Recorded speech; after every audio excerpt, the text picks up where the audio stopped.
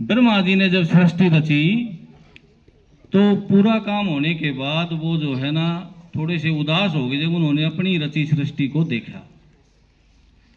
तो मां सरस्वती ने पूछा कि भाई इतना बड़ा काम किया है, इतना लंबे समय तक काम किया है, थकावट होना तो स्वाभाविक है, लेकिन आप उदास क्यों हैं? तो ब्रह्मा जी ने कहा कि मेरी तो सारी मेहनत ही बेकार चली गई। कि क्यों? कि मैंने इतनी मेहनत से ये पहाड़, पर्वत, नाले, नदियां, कल कल बहते हुए झरने बनाए, हरियाली बनाई, पेड़ पौधे बनाए, खुशबूदार फूल बनाए, सुंदर सुंदर पशु पक्षी बनाए, लेकिन ये सारे का सारा जो है ना बेकार पड़ा रह गया। कि क्यों?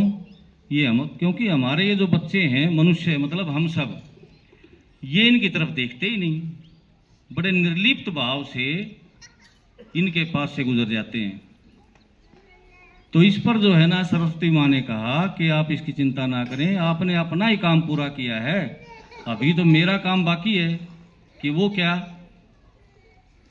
कि मेरा काम ये है कि इनके पास अब तक जानने की, समझने की, महसूस करने की शक्ति नहीं है।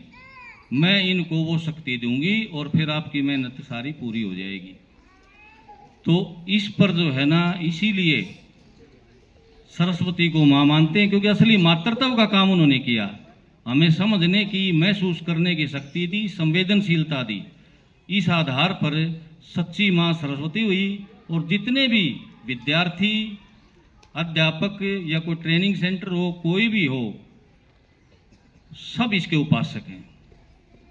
हमने और भी जितने कलाकार हैं, बचपन में मुझे ध्यान है कि सांगी या जब भजन होते, सांग करते थे या भजन होते थे, तो कान का हाथ ला के न और लंबे समय तक जो है ना 3-4 मिनट तक इसका स्मरण किया करते। तो कोई भी कलाकार, संगीतकार, गीतकार, जो भी कला से जुड़ा हुआ है, शिक्षा से जुड़ा हुआ है, वो सब इसके उपासक हैं। हम अध्यापक और हमारे विद्यार्थी, हम भी इसके उपासक हैं।